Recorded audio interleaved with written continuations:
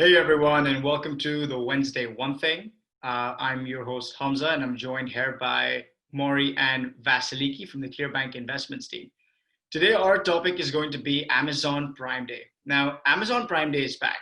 Amazon's self-created, entirely invented shopping holiday is usually held in July, but Amazon, responding to the COVID-19 crisis and the explosive demand growth they'd had this year, delayed the event by a couple of months. So Amazon delayed its Prime Day as it tried to keep up with demand, and Q2 this year did bring about something like a 40% increase for product sales for them year over year. And the October date positions Prime Day this year to be part of the holiday shopping season, as retailers and analysts anticipate a longer season with an earlier start, given concerns around the pandemic.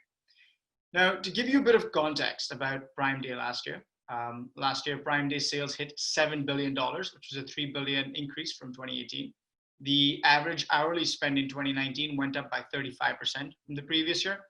And Prime members also bought $2 billion worth of products from SMBs and mid-market companies on the Amazon platform.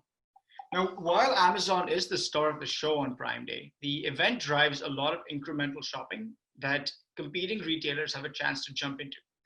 Thus, it's no surprise to see Target this year come out with its own Target Deal Days on the same days as Prime Day, and Walmart also participating with something a little bit similar. So the traditional Black Friday is certain to go through quite a bit of changes this year, and it's not too clear what exactly it will look like. Vas, I'd just like to throw it over to you and just ask what you think is the significance of Amazon moving its shopping holidays so much closer to the traditional e-commerce shopping holiday season.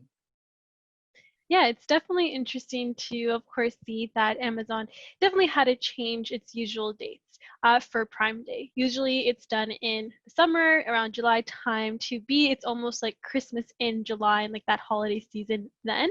But the fact of the matter is that although it's officially now in October and it's 2 days, it's unofficially been Black Friday, like holiday Prime Day season since March, since the pandemic even started.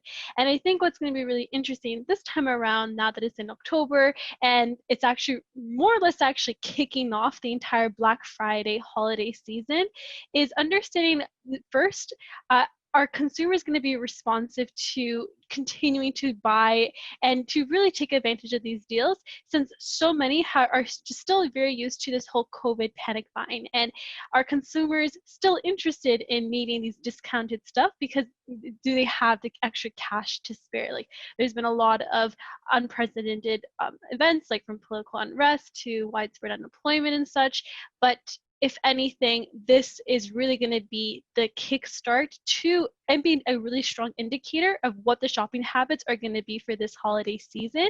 And that's definitely something that's going to be really interesting. It can go either way, in the sense that, maybe some people won't have the largest appetite for holiday shopping and just continue to prioritize the essentials that has made Amazon's business so powerful this year already, or the latter, which is most likely the case, where actually, because of the lower disposable incomes and price sensitivity, a lot of customers are going to be seeking out for all the deals, all the promotions for a longer period of time, making this Q4 and this entire season not only really essential for Amazon, but for any business that's online and really taking advantage of the deals and the overall impact that the e-commerce is going to be really witnessing itself this season.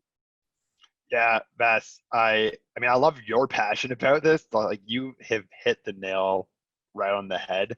I think we've just entered into, there's no longer talking about pre and post COVID. Like, this is the new reality, right?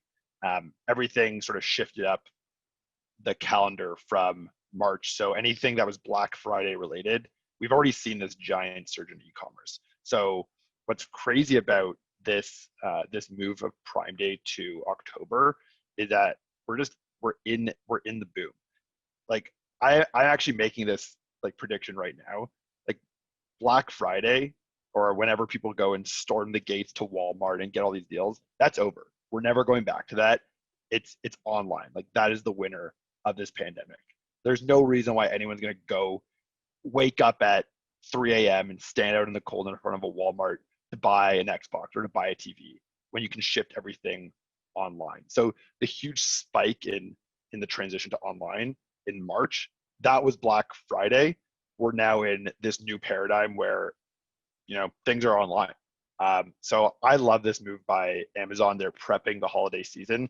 I think after, what's going on with COVID and what's going on with politics, people need some retail therapy. So we're going to see a huge boom before the holiday season.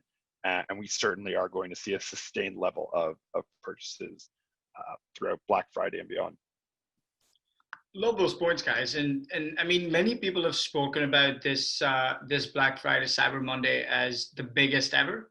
What we might actually end up seeing is that this Black Friday season might be the longest ever, right? Because we've noticed significant upticks in e-commerce activity around Prime Day. Now that significant uptick is going to happen in October, not July. So it's a lot closer to November, obviously.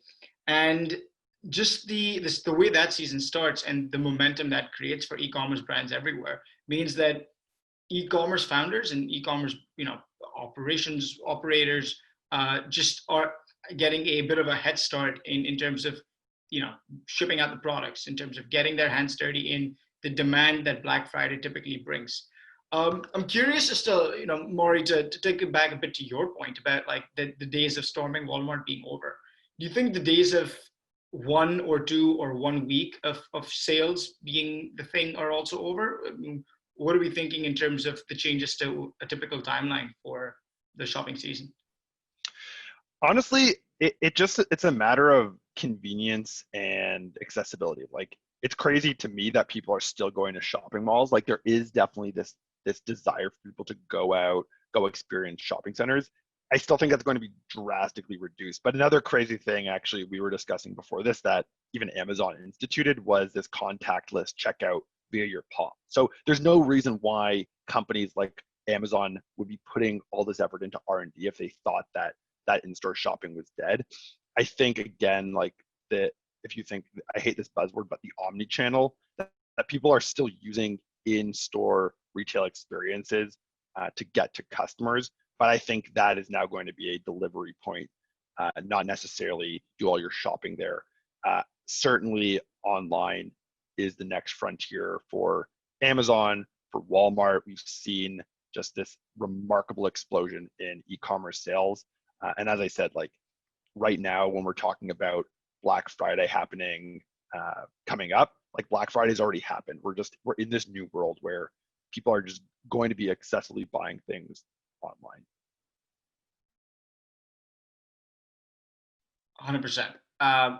Vas, just want to get a word from you on the fact that Target has a full month pricing guarantee, rather Black Friday pricing for the full month of November.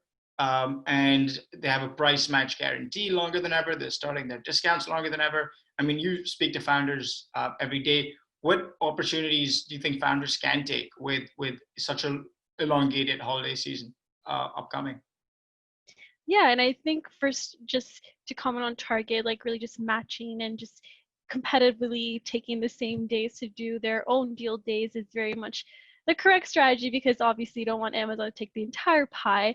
I think it just, in one, gives a huge opportunity for founders to really extend their own logistics and to extend their own brands to all these different retailers, but also to take advantage of just the fact that right now everyone is very much primarily focused online. So there's ever been a more important time to really be on the ball in terms of your advertising and in terms of your supply chain. More importantly, that's going to be the biggest differentiator in terms of the winners, because if you even think about the premise of Prime Day, it's meant for Prime users who expect a 1 to 2 day delivery.